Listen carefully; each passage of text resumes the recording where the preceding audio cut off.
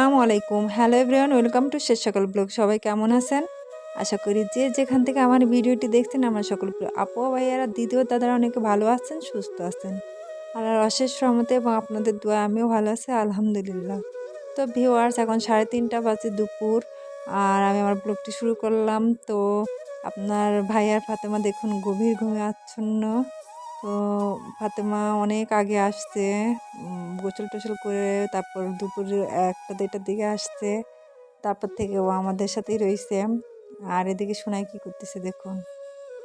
এই যে, আয় সোনাই, এখানে কি করো তুমি? ঘুমাইতে হবে না?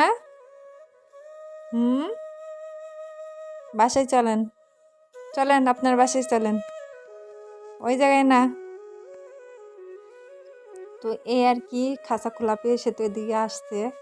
তো আমি আর ফাতেমা ওপরে শুয়েছিলাম। তো সে তো ঘুমাই না, গল্প শোনাই, এটা বলি সেটা বলি। তো লাস্টে বলতেছে আমি কাকার সাথে ঘুমাবো, মানে ওর কাকা ফ্লোরে ঘুমাইছে, সেও ফ্লোরে ঘুমাবে।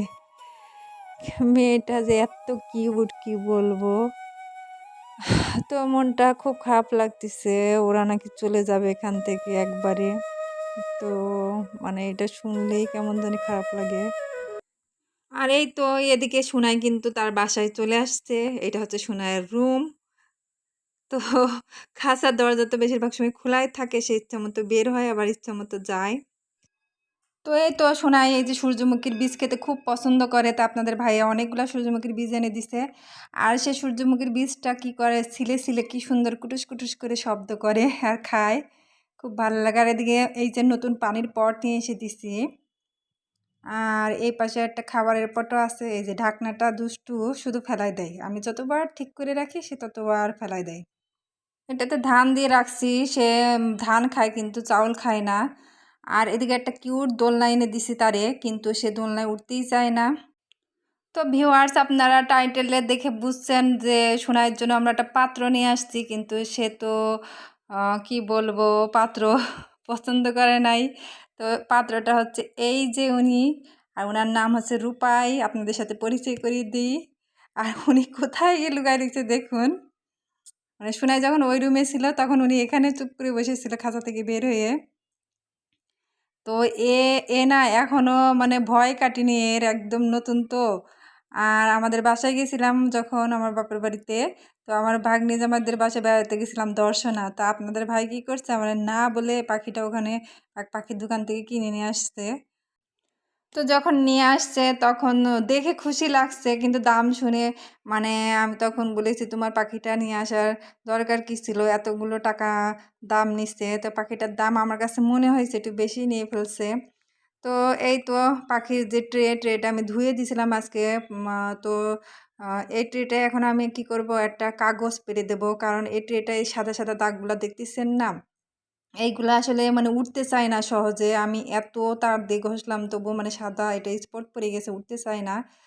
তো এই জন্য এখন থেকে আমি এই ওপরে একটা কাগজ বা পেপার দিয়ে দেবো, যাতে ওইটা ফেলে দেওয়া যায় আর সহজে পরিষ্কার করা যায়। তো এই আর কি। তো এত শখ করে আপনার ভাইয়া সোনাইয়ের জন্য রূপাই নিয়ে আসলো।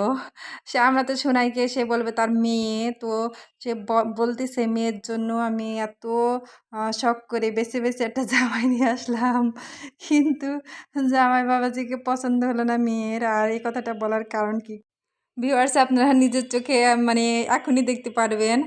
এই যে দেখুন, মানে খাঁচার এই প্রান্তে যদি সে থাকে, উনি চলে যাবে ওই প্রান্তে। আর এই সোনাই সোনাই মানে রূপাইকে নিয়ে আসার পর থেকে সোনাইয়ের বিহেভ পুরাই চেঞ্জ। সে কী করে জানেন, মানে একদমই সহ্য করতে পারে না রূপাইকে। আর ও এরকম ছিল না, অনেক শান্তশিষ্ট ছিল সোনাই। আর এখন না প্রচুর রাগ হয়েছে, জিদ হয়েছে। ও মানে আমার মনে হয় রূপাইকে নিয়ে আসার পর থেকেও ভাবছে আমার বাসায় আবার এটা কে আসলো জায়গা দখল করতে, এরকম একটা মন মানসিকতা হয়ে গেছে। তো ভিউয়ার্স, যেটা লেজ বড় সেটা হচ্ছে রূপাই, নতুন পাখি এটা। আর যেটা লেজ ছোট সেটা হচ্ছে সোনাই, আমার আগের পাখি। তো রূপাই যেখানে গিয়ে বসে থাকবে চুপচাপ, সোনাই কী করবে, সেখানে যাবে গিয়ে ওরে ইচ্ছা মতো ঠোকর মারতে থাকবে। আর সে তো চেঁচামেচি করে, সে তো কিছুই বলে না। আর ও তো নতুন পাখি, ও তো এখনও সেরকম একটা পোষ মানেনি বা এখনও আমাদের চিনে উঠতে পারিনি। তো আমরা ধরতে গেলেও সে ভয় পায়। তো এ হয়েছে বিপদ, দেখুন ওখানে ছিল রূপাই, ওখানে গেছে আবার এখানে আসছে, দেখুন ও এখানে আসছে। মানে তার মানে মানে রূপাই যেখানে যাবে সে জায়গা তার, সেখানে যেতে দিবে না। এই করে সারাদিন এদের মানে সিনসিনারি কি বলবো, ঝগড়া বেঁধে যায় একটু পর পরই, চিৎকার চেঁচামেচি। আর এই জন্য আপনার ভাইয়া বলে যে আমি যে এত শখ করে পাত্রটা নিয়ে আসলাম তো শোনায় তো পাত্রই পছন্দ হইল না, এখন কি করব। তো এই কী করব জানি না, হয়তো বা আস্তে আস্তে ঠিক হয়ে যাবে, সেটাই দেখার বিষয়।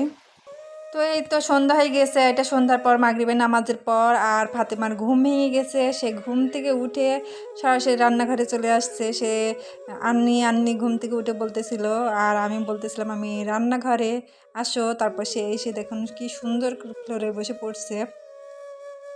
সে কাঁঠাল খুব একটা খায় না, তারপরও তার খেতে মন চাইছে এখন। তো বলতেছে আমাকে এক্ষুনি দাও। তো তাকে একটা দিলাম, আর সে বসে বসে খাচ্ছে, আর বসছে কীভাবে দেখুন বসার স্টাইলটা কি। তো আমার প্রিয় সকল আপু ভাইয়েরা, যারা যারা ভিডিওটি দেখতে দেখতে এই পর্যন্ত চলে এসেছেন কিন্তু একটি লাইক দিতে ভুলে গেছেন, প্লিজ এক্ষুনি লাইকটি দিয়ে দেন। আর আপনাদের অসংখ্য অসংখ্য ধন্যবাদ ধৈর্য সহকারে আমার ভিডিওটি দেখার জন্য। তো কাঁঠালটা দেখতে খুবই সুন্দর ছিল, কিন্তু খেতে ততটা মিষ্টি ছিল না। তো যাই হোক ভিউয়ার্স, সকালে ভালো থাকবেন, সুস্থ থাকবেন, আল্লাহ হাফেজ, আসসালামু আলাইকুম।